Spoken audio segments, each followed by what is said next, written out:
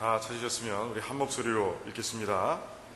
예수를 너희가 보지 못하였으나 사랑하는도다. 이제도 보지 못하나 믿고 말할 수 없는 영광스러운 즐거움으로 기뻐하니 믿음의 결국 곧 영혼의 구원을 받음이라.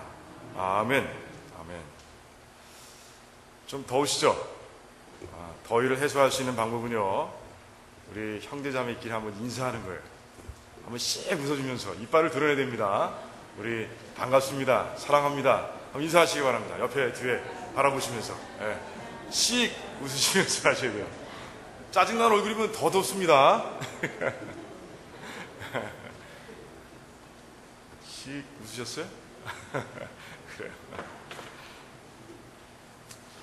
우리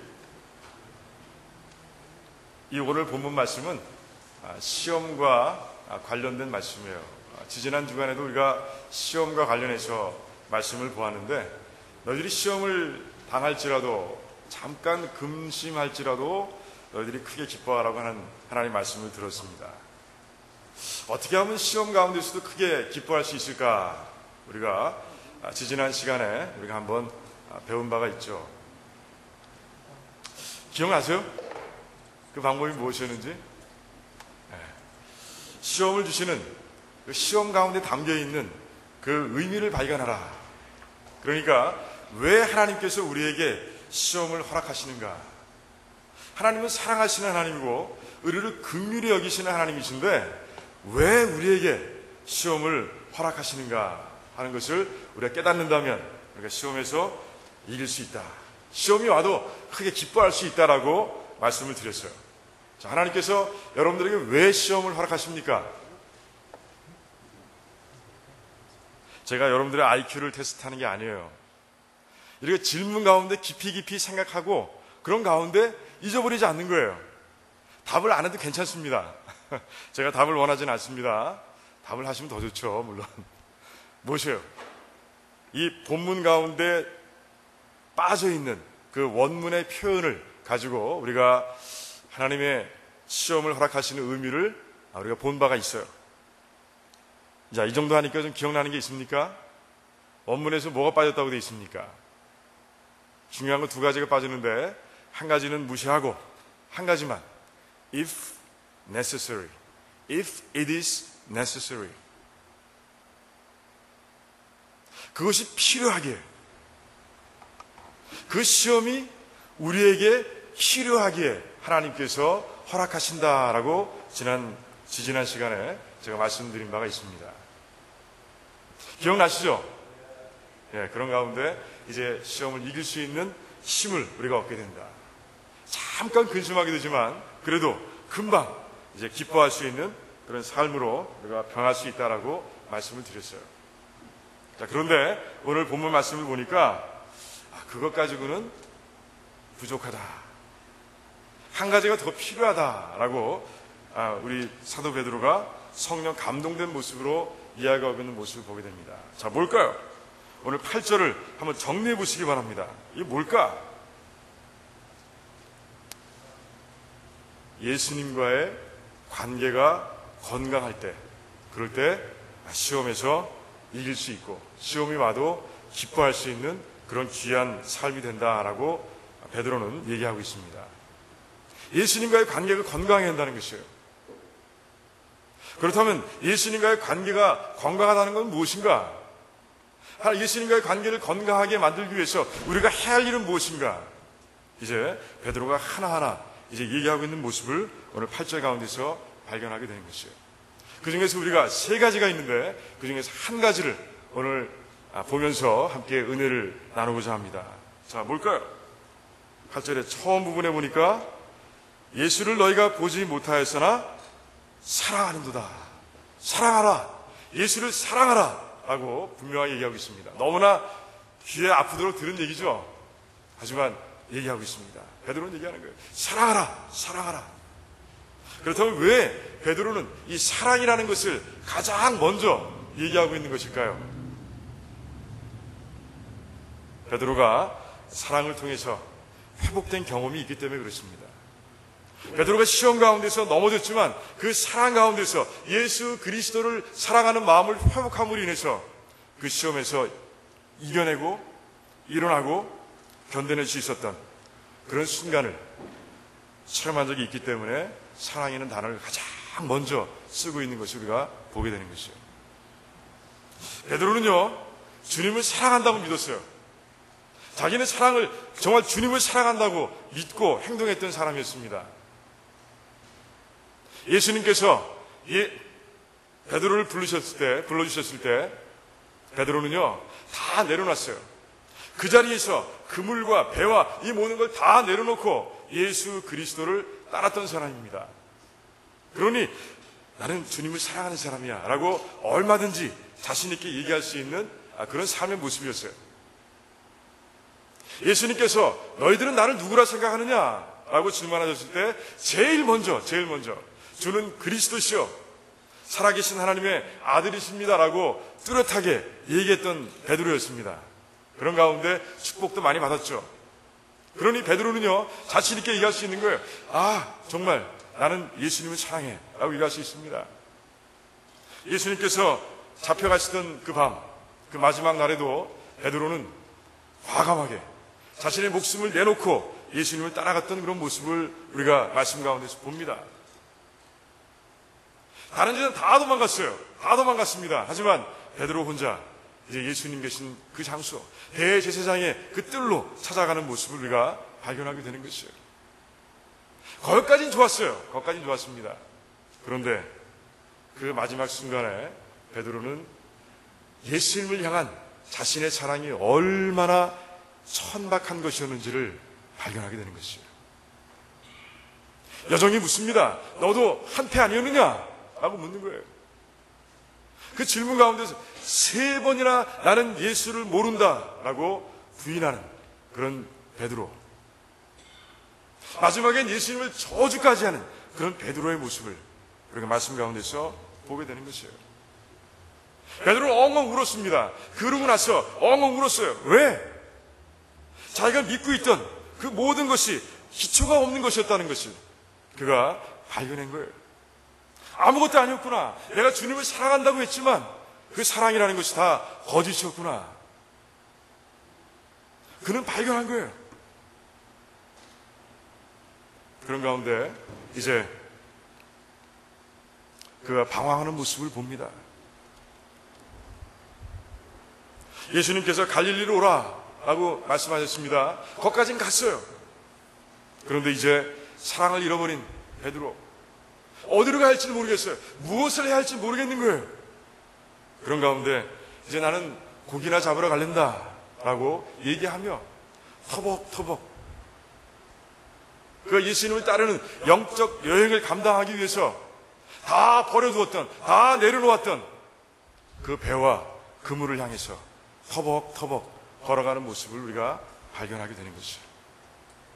주님을 향한 사랑을 잃어버리자 그 순간 그런 시험에 들게 됐고요. 그 시험 속에서 벗어나지 못하는 그런 모습을 우리가 말씀 가운데서 보게 되는 것이에요. 자, 베드로가 다시 영적으로 회복된 것은 바로 예수님 때문이었어요. 예수님께서 이 안에 있는 무엇을 회복시켜 주셨습니까? 바로 예수님을 향한 사랑을 회복시켜 주신 거예요. 베드로를 만나신 예수님께서 이제 묻습니다. 네가 나를 사랑하느냐? 그렇게 물으시는 가운데 베드로가 스스로 입술로 주님, 제가 주님을 사랑하는 것을 주님이 아십니다 라고 3번이나 고백하게 만드십니다. 그런 가운데 다 꺼진 줄 알았던, 주님을 향한 사랑이 다 꺼진 줄 알았던 그 자리에서 이제 불이 일어나기 시작하는 거예요. 주님을 향한 사랑의 불길이 다시 일어나기 시작하는 거예요. 그런 가운데 이제 열심히 달려가는 베드로의 모습을 사도행전 속에서 우리가 발견하게 됩니다. 주님을 향한 사랑을 회복했을 때 이제 그의 마음 가운데서 이제 영적인 회복이 일어나고 내가 맡겨주신 주님의 소명을 내가 다 이루리라 하는 그런 결단이 그의 마음 가운데서 일어나게 되는 거예요. 시험을 이겨냅니다. 이제 앞으로 많은 시험들이 그 앞에 있었지만 베드로는 그 시험들을 다 이겨내고 끝까지 달려가는 모습을 우리가 보게 되는 것이에요. 마지막 순간.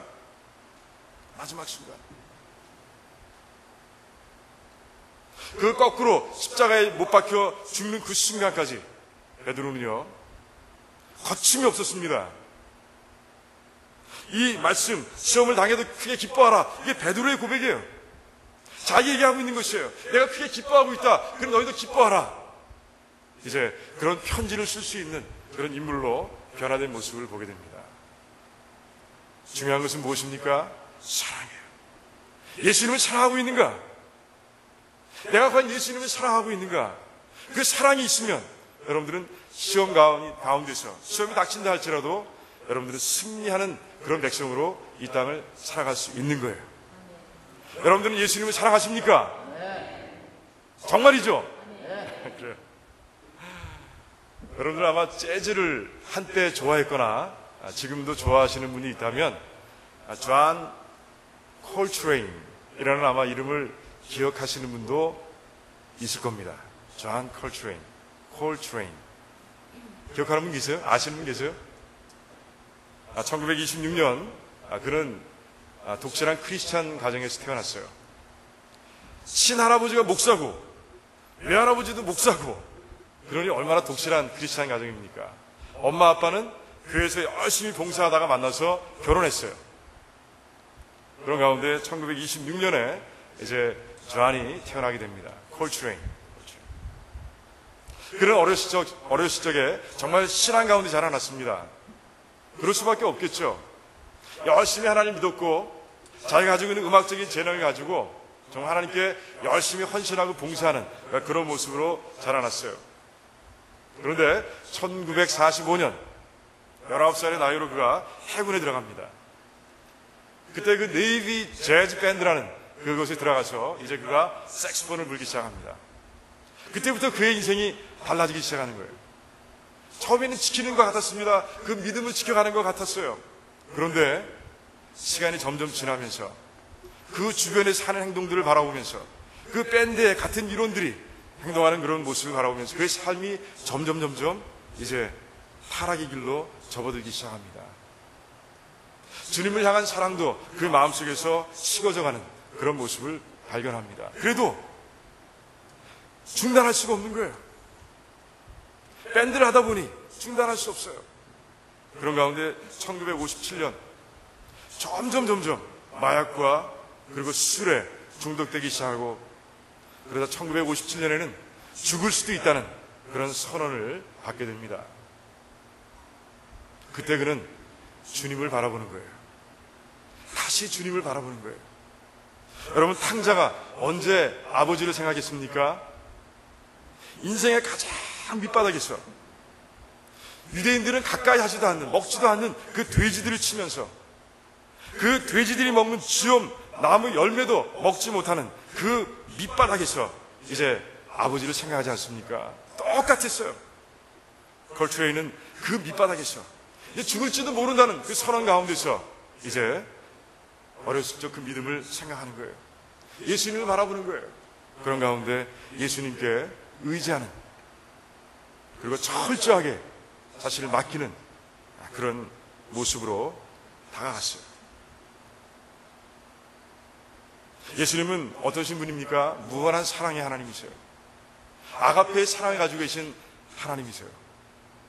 탕자가 돌아왔을 때 그 지저분하고 냄새나고 아버지를 거역했던 그 탕자를 덥석 안아서 환영해 주셨던 그 아버지처럼 예수님께서는 그 탕자와 같은 콜트레인을 그냥 안아주시는 거예요. 그 속에서 회복이 되기 시작합니다. 알코올 중독에서 벗어나기 시작하고 마약의 중독에서 벗어납니다. 그러니까 새로운 사람이 됐어요. 그리고 나서 그의 삶이 변화되기 시작합니다. 그때 그 감동의 사랑, 그 하나님께서 주신 그 감동적인 사랑을 그가 표현하기 위해서 노력합니다. 몸부림칩니다. 그리고 1966년 거의 10년이 지났을 때, 그때 콜트레인은 그때의 감동을 담아서 A Love Supreme, 최고의 사랑이라는 그런 음악을 만들어냅니다. 그냥 재즈 음악이 아니에요. 세상의 사랑을 노래하고 세상의 타락을 얘기하고 이 세상이 즐겁다 기쁘다 하는 그런 재즈 음악이 아니었습니다. 그의 믿음의 고백을 다 담아낸 그런 최고의 작품이었어요. 그런 그 곡을 작곡하고 난 후에 자신의 앨범 재킷에 이런 말을 적습니다. 1957년 난 주님의 은혜로 영적 각성을 체험했고 그 체험은 날 더 풍성하고 생산적인 삶으로 이끌어갔습니다. 그 당시 전 감사한 마음과 겸손한 자세로 주님께 이렇게 기도했습니다. 제 음악적 재능이 이웃의 행복을 위해 사용되는 도구가 되길 원합니다. 라고. 콜트레인은 A Love Supreme 이라는 곡뿐이 아니고 그 이외에도 계속해서 하나님을 찬양하는 재즈 뮤직을 만들어냈습니다. 작곡하기 시작했어요. Selflessness, 번역하면 이타심 정도 되겠죠. Meditations, Amen, Prayer and Meditation Suite, 이런 곡들을 발표하고 그런 가운데 그 곡들을 통해서 계속해서 하나님을 찬양했습니다. 주님을 만난 후 사랑을 회복한 후에 그런 일들이 일어나기 시작한 것이에요. 이제 자신의 삶이 자신의 것이 아닌 거예요. 이제 하나님의 영광, 주님의 영광만을 위해서 쓰임받기를 원하는 그런 모습으로 달려가기 시작한 거예요. 다시 벗어났던 길에서 다시 돌아와 이제 의와 진리와 생명의 길을 달려가기 시작했던 거예요. 1967년 어느 날 그는 A Love Supreme이라는 이 곡을 아주 멋지게 연주하고 내려옵니다. 혼신을 다해서 헌신하는 모습. 그리고 내려와서 이제 색소폰을 내려놓고 한마디 많은 사람들에게 이제 던집니다. 딱 한마디였어요. Nunc Dimittis. 여러분, 그 시몬이라는 사람 알죠? 예수 그리스도를 만나기 전에는 네가 죽지 못할 것이다 라고 그렇게 성령 하나님께서 가르쳐 주셨던, 그래서 이제나 저제나 메시아가 오기를 기다렸던 인물이 바로 시몬입니다. 그 시몬이 이제 누가복음 2장에서 그 예수 그리스도 아기 예수를 안고 이제 첫 번째 드린 말씀이 Nunc Dimittis였어요. 주제요, 이제 저를 평안히 놓아주시는군요, 이런 말이었습니다. 그 첫 부분 Nunc Dimittis 무슨 뜻입니까? 내가 이 무대에서 정말 주님께 내 사랑을 최고로 드렸다는 것이에요. 앞으로 더 최고의 사랑을 담아서 연주할 자신이 없다는 것이에요. 이게 마침점이라는 것이에요. 종결. 그렇게 고백하고 내려왔어요. 그러고 난 후 몇 개월 후에 그는 40세의 나이로 하나님의 품에 안기고 맙니다. 하나님의 사랑을 회복했을 때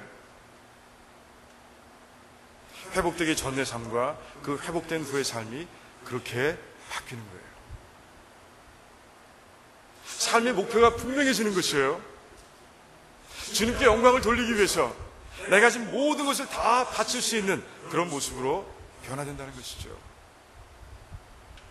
존 컬트레인, 주님의 사랑을 잃고 타락의 길로 갔던 그 한 사람이 주님을 다시 만나고 그 사랑을 회복하는 가운데 다시 주님께로 돌아오는 그런 모습을 우리가 보면서 우리 자신을 한번 들여다보길 원합니다. 내가 주님을 진짜 사랑하고 있는가?